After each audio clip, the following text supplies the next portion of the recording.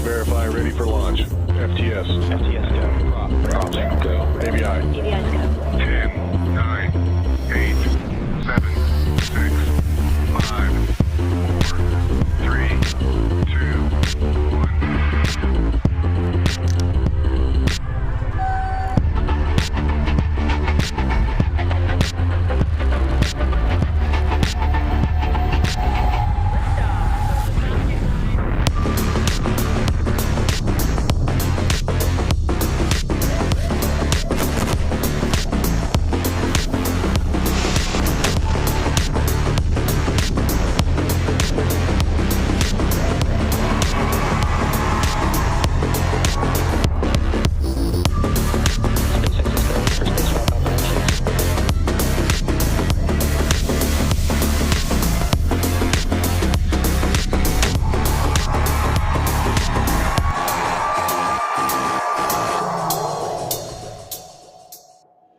You are looking at a live view of Falcon 9.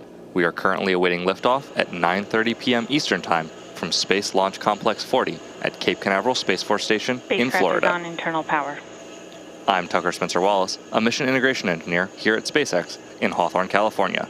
Today we are launching the SpainSat NG II satellite to a geostationary transfer orbit on behalf of our customer, Easdesat. Easdesat is a government satellite operator and service provider operating secure communication satellites, synthetic aperture Earth observation satellites, and maritime monitoring. Easdesat has provided Earth observation services with radar technology through the PATH satellite, which SpaceX launched on a Falcon 9 back in 2018.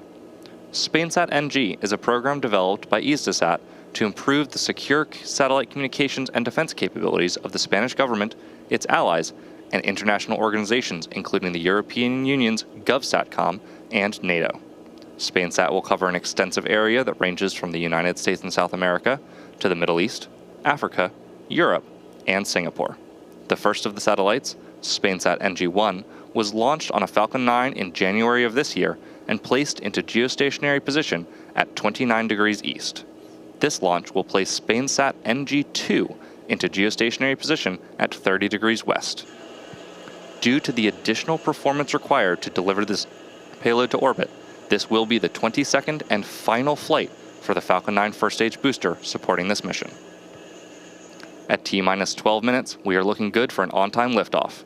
If, for any reason, we are unable to launch today, a backup opportunity is available tomorrow with a 4-hour launch window opening at 9:30 p.m. Eastern Time. The vehicle is currently healthy, the range is ready to support.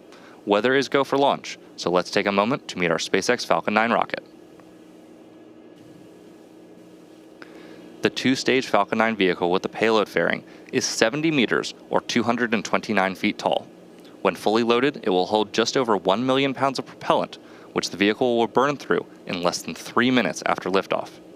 At launch, Falcon 9 produces more than 1.7 million pounds of thrust, and rockets like Falcon 9 don't use all that power just to go straight up. Early in flight, Falcon 9 will perform a gravity turn, a smooth pitch maneuver that tilts the rocket sideways to build up horizontal velocity. You may hear this callout about 10 seconds into launch as vehicle pitching downrange. Once the first stage completes its portion of the mission, it will shut down and separate. A staged rocket like Falcon 9 sheds the booster so that Stage 2 and the payload can keep climbing faster and more efficiently. At the bottom of the first stage are 9 Merlin engines that propel Falcon 9 off the ground and up to the thinner parts of Earth's atmosphere. The first stage is designed to be reflown with minimal refurbishment between flights. As mentioned at the top of the show, due to the additional performance required to deliver today's payload to orbit, this will be the 22nd and final flight for the first stage booster supporting this mission. This booster first launched on November 26, 2022, and has since then logged 1,062 days in service. Over the course of its career, it has launched 3 times from Space Launch Complex 39A at Kennedy Space Center, and today will be its 19th launch from Space Launch Complex 40 at Cape Canaveral Space Force Station. It has returned from orbit to Earth 21 times, landing on a drone ship in the ocean 18 times, and on land 3 times. So today we will say farewell to a booster that has served us and our customers well, having launched NASA's CRS-26 cargo resupply mission, OneWeb Launch 16, Intelsat IS-40E, SES O3B mPower-C, Ovzon 3, Eutelsat 26D, Turksat 6A, Maxar-2, SXM-9, and 12 Starlink missions. Our payload today, SpainSat NG II, is safely enclosed inside of the 17-foot diameter payload fairing, which is the structure at the very top of the rocket. Made of a carbon composite material, the two sides of the fairing form a clamshell around the satellite to protect it during ascent. The fairing halves are then separated at about 3.5 minutes into flight, after which they will parachute back to Earth. If recovery goes to plan, the fairings will be pulled from the ocean and prepped to fly again. The fairing halves supporting today's mission are flight-proven, with one half flying for its 28th time and the other flying for its 16th time. Below the fairing, we have the second stage, which is the part of the rocket that will take the payload to space today. The second stage will ignite its single Merlin vacuum engine, or MVAC for short, about 2 minutes and 48 seconds into flight, and will then relight for a second time before we deploy the satellite. With its extended nozzle and optimized design, the MVAC drives maximum performance in the vacuum of space. While the countdown continues, let's find out more about the satellite that we're delivering to orbit today, SpainSat NG II. The SpainSat NG program will provide a sovereign, secure communications capability for government missions, with 2 new generation satellites based on Airbus's Eurostar Neo platform, which is developed under the European Space Agency's partnership projects. The SpainSat NG program is under the responsibility of Istisat. Istisat is an international service provider of X and military Ka-band for government and military applications. Our role in the program SpainSat NG is to be the customer of the full program, including the space and ground segment, the launch, and the operation and exploitation of the satellite during 15 years lifetime. What's unique about the SpainSat NG program is the PASIS 3 funding partnership model. PASIS 3 is a financial scheme to develop the most innovative elements of the SpainSat NG payload with the support of the Center for Technological and Industrial Development, CDTI, in a framework of a private-public partnership between the European Space Agency and Istisat as an operator of the sat. The most innovative element of the payload is the X-band active antenna system, comprising both receive and transmit antennas. Something as complex as the DRA's antenna in X-band, an active antenna that can move the beams electronically and can configure the beam electronically without any movement, is what makes this satellite the most advanced one in Europe today. These active antennas are at the cutting edge of new technology, with beam hopping and geolocation capabilities enabling artificial intelligence, big data, and the Internet of Things on the ground. The antennas are being developed by Airbus, which is leading a consortium of 5 Spanish space companies.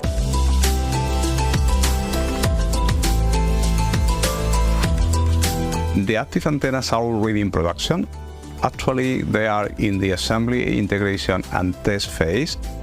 That is the last phase before delivery of the antenna. It's done in Barajas site in Airbus Defense Space in Spain, and it will be delivered to Toulouse. For SpainSat NG-1, the mating between the communication module and the service module has taken place in Airbus facilities in Toulouse. This was the first step of the final satellite AIT phase. The SpainSat NG program has been a very good example of institutional and industrial collaboration. In the industrial part, it has been a very good collaboration between the 2 main industries in Europe, being Airbus and Thales Alenia Space, including all the Spanish industries in this important program. Airbus works to safeguard Europe's citizens and strategic autonomy. Through SpainSat NG, it will provide secure, resilient, and flexible communications for those who keep us safe.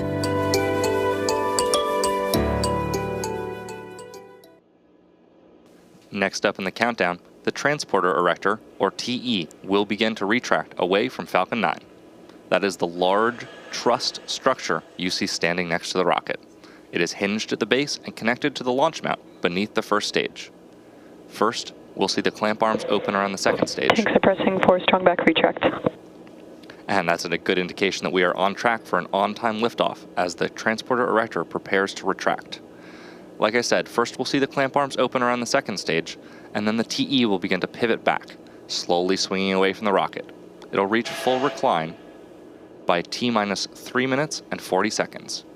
You may also hear the TE called the strongback. The same structure, Strong back retract has started. different name. And as you heard there, strongback retract has begun, so watch for those arms to start to open. The TE does roll the Falcon 9 out to the pad. It also raises it vertical and stays connected through the final seconds to launch. It provides fuel, power, telemetry, and command connections between ground systems and the rocket. We're just about to see those clamp arms start to open around the second stage of the vehicle. Those clamps help to stabilize the second stage during propellant loading, and are also there to prevent movement in high winds. Once they're open, the rocket will be fully free at the top. And there you can see on your screen, those clamp arms have fully opened.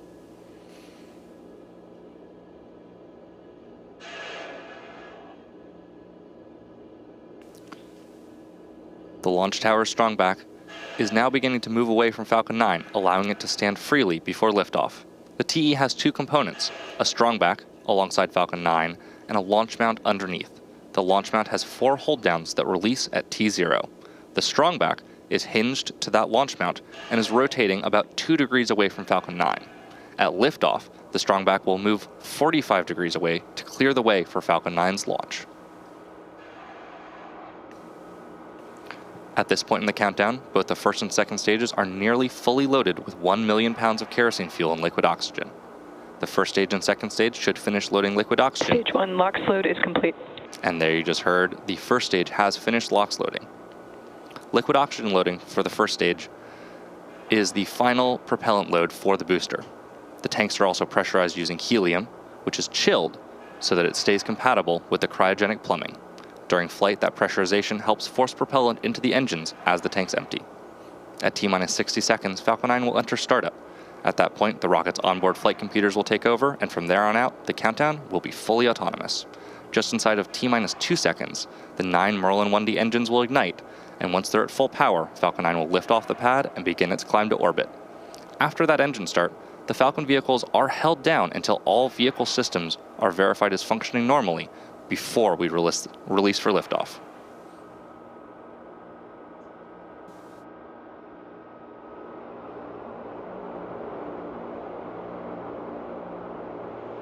Stage 2 LOX load is complete. And liquid oxygen for the second stage is now fully loaded, completing prop load for the upper stage.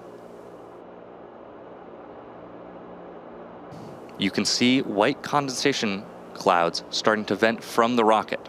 As the liquid oxygen warms slightly inside the tanks, some of it will boil off, and that gas is vented to manage pressure.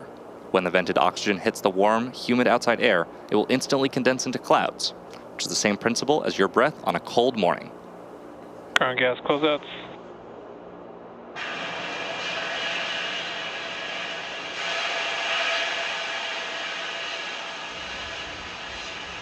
Standing by now for confirmation that Falcon 9 is in startup at the T-minus 1 minute mark.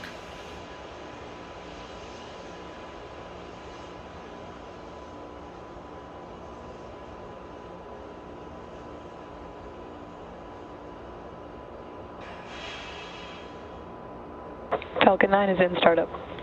As you just heard, the autonomous flight computers have taken over the launch countdown, and stages 1 and 2 are pressurizing for launch.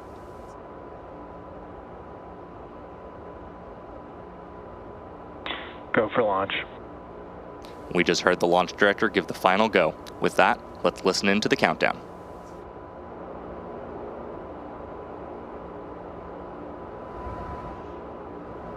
T-minus 30 seconds.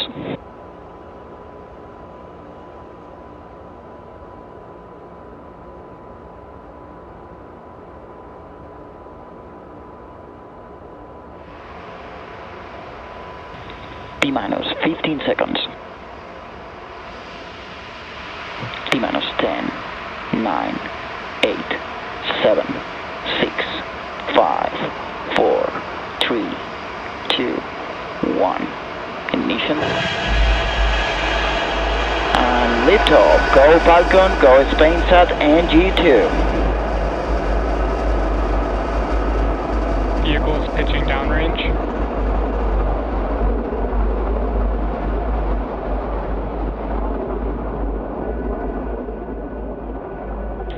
M1D chamber pressure is nominal.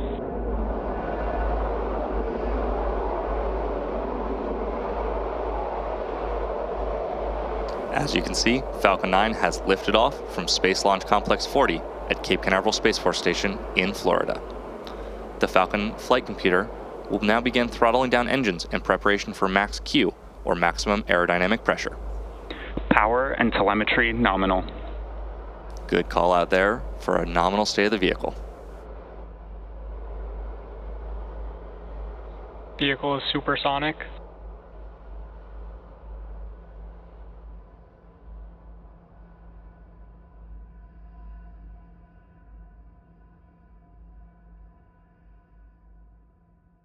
Max Q. As you just heard, we've just passed through max Q. Again, that is the maximum aerodynamic pressure the vehicle will experience. In order to achieve orbit and avoid being pulled back to Earth, the Falcon 9 rocket needs to reach a velocity of roughly 17,500 miles per hour horizontally. To assist with this, the first stage performs a gravity turn, initiated by a pitch-over maneuver just 10 seconds into flight. This is also the engines gimbal a small amount for about 5 seconds, slowly turning the first stage into an angled trajectory. This angled trajectory combined with gravity's pull will place the rocket into the final horizontal flight path. You can track our progress to orbit by keeping an eye on the first and second stage telemetry in the bottom corners of your display. Now we are going to have several events coming up in quick succession, starting with main engine cutoff, or MECO, when we shut down the 9 Merlin 1D engines on the first stage. Following that, the first and second stages will separate. Following that, we'll have the first ignition of the MVAC engine, also known as SES-1. SES-1 will shortly be followed by fairing separation.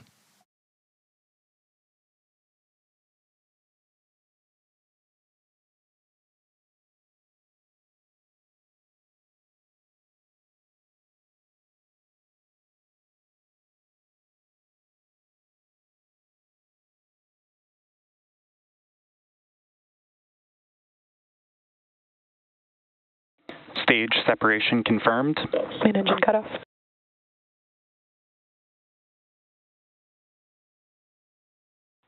MVAC startup. And there you heard and saw those events that happened back to back: MECO, stage sep, and SES-1. As a reminder, the first stage will not be recovered today. In preparation for this, we removed the landing legs and grid fins to decrease the mass of the first stage and save them for use on future missions. But for now, we say to the first stage, thank you and farewell.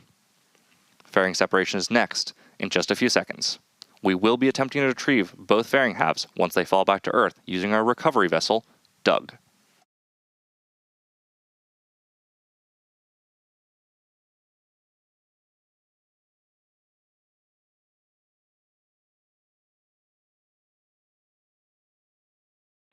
Fairing separation confirmed.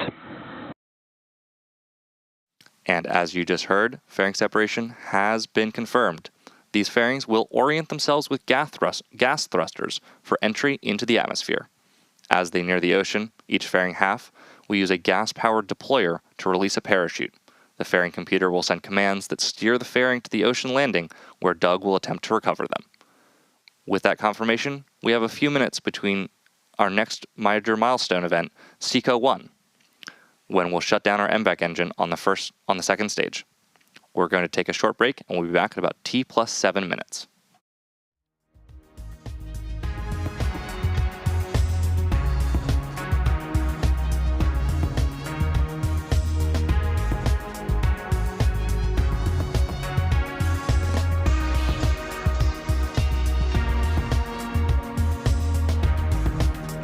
Stage 1 FTS has saved.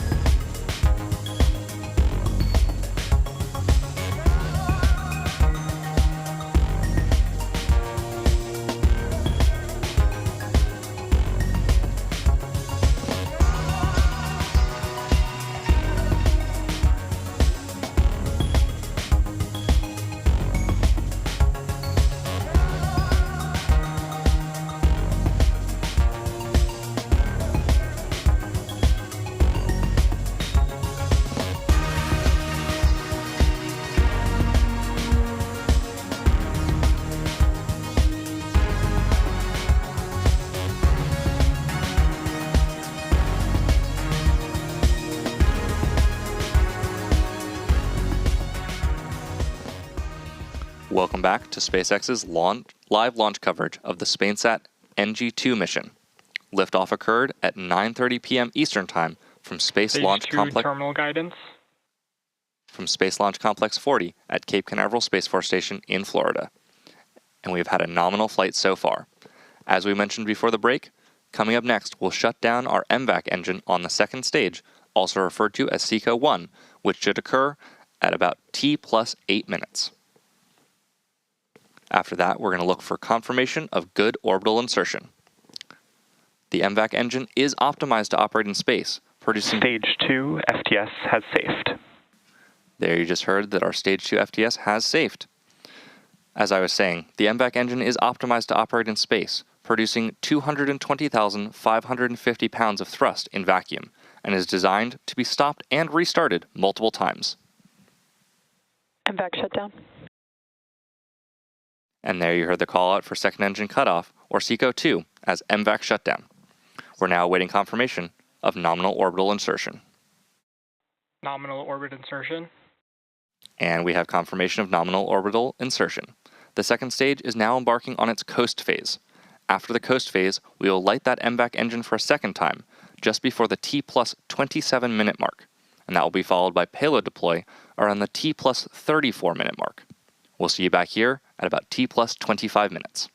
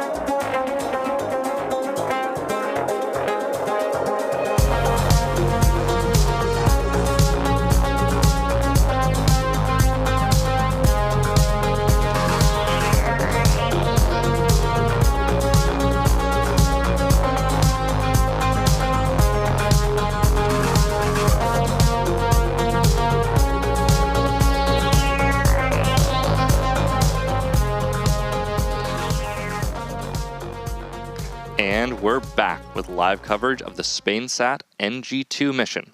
Recapping events so far, we had an on-time liftoff at 9:30 p.m. Eastern from Space Launch Complex 40 at Cape Canaveral Space Force Station in Florida. We saw a successful main engine cutoff, stage separation, and the first light of our MVAC engine, or SES-1. That was followed by fairing separation. Those fairing halves are currently being recovered by our recovery ship, Doug. This was the 28th flight for one fairing half, and the 16th flight for the other. We also heard the call out for second engine cutoff, or SECO-1, and confirmed nominal orbital insertion. We are now moments away from lighting the MVAC engine for a second time to propel the stack into geostationary transfer orbit. Now let's wait for those callouts.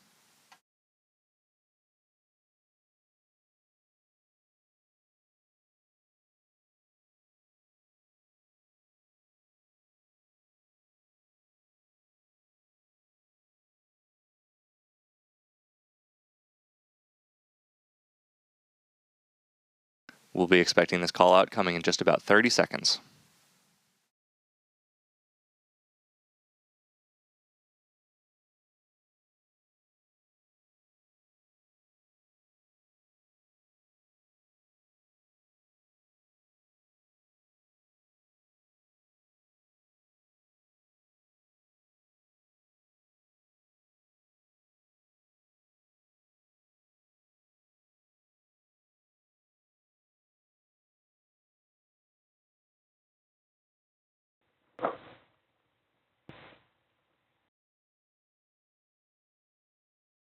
MVAC startup. And as you just heard, our Merlin engineering team has confirmed that we have power on the second stage engine.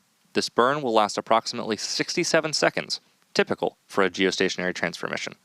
If you watch the speed gauge on your screen, you'll see us adding over 2,500 meters per second to the velocity of the second stage and the SpainSat NG II payload. Maximum acceleration during this burn will reach 4.8 Gs as the remaining propellant is burned off. Stay tuned for second engine cutoff, or SECO-2.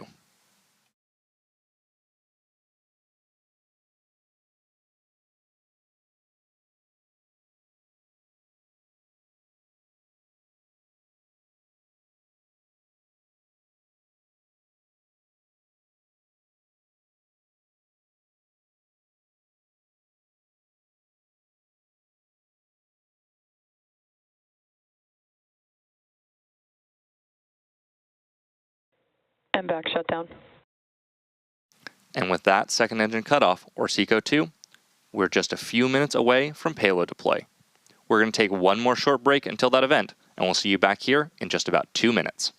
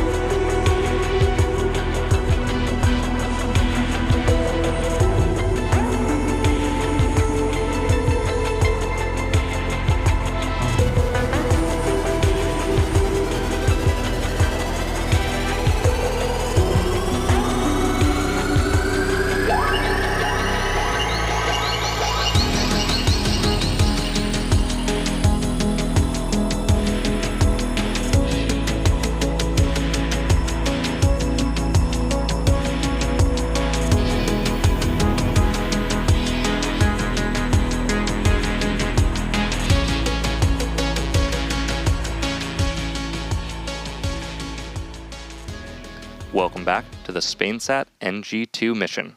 We've had a great mission so far, and we're now approaching payload deploy for our customer, Easdesat. Today's satellite will be placed into a geostationary position at 30 degrees west. SpainSat NG I, which SpaceX launched earlier this year, and SpainSat NG II, this launch, will eventually replace the current SpainSat and X-Star satellites. Easdesat is a government satellite operator, providing secure satellite services to government agencies in various countries. Easdesat has provided Earth observation services with radar technology through the PATH satellite, which SpaceX launched on a Falcon 9 back in 2018. SpainSat NG is a part of a program developed by Easdesat to improve secure satellite communications and defense capabilities for the Spanish government and others. SpainSat NG will cover an extensive area that ranges from the United States and South America to the Middle East, Africa, Europe, and Singapore. Now let's hold tight as we come up on payload deploy shortly.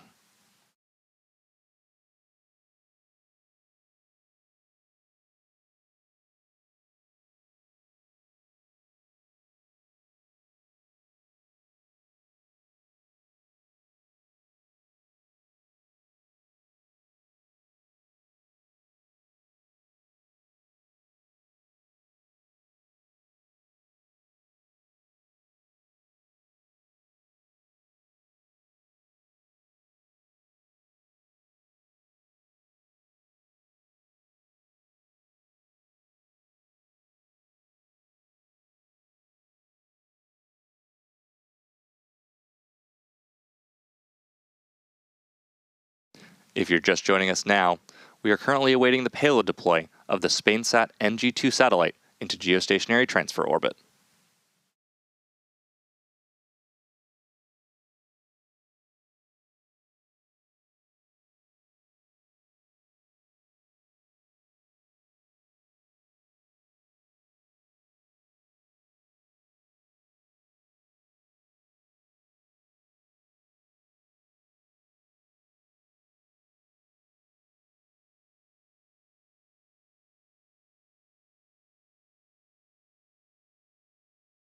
and we're just now expecting payload deploy in about 1 minute.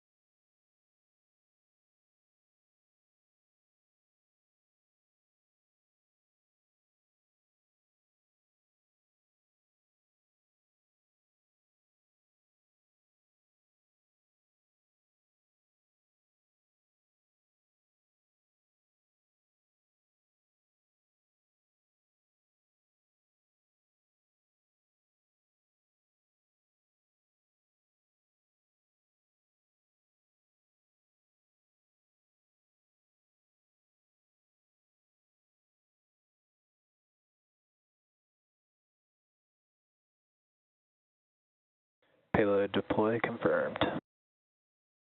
And there you just heard the call out, and you can see the successful deployment of the SpainSat NG II satellite as it begins its journey to its destination geostationary orbit. And with that, we're going to wrap up our coverage for today. All of us at SpaceX want to give a big thank you to our customer, EASDASat. We also want to give a shout out to the Eastern Range and Federal Aviation Administration for supporting today's launch. If you're interested in more launch coverage, head over to spacex.com/launches for the most up-to-date information. When you're there, check out our departure board featuring our upcoming launches and all the details you'll need to join us next time. And remember to follow us at SpaceX on X. We'll see you again soon.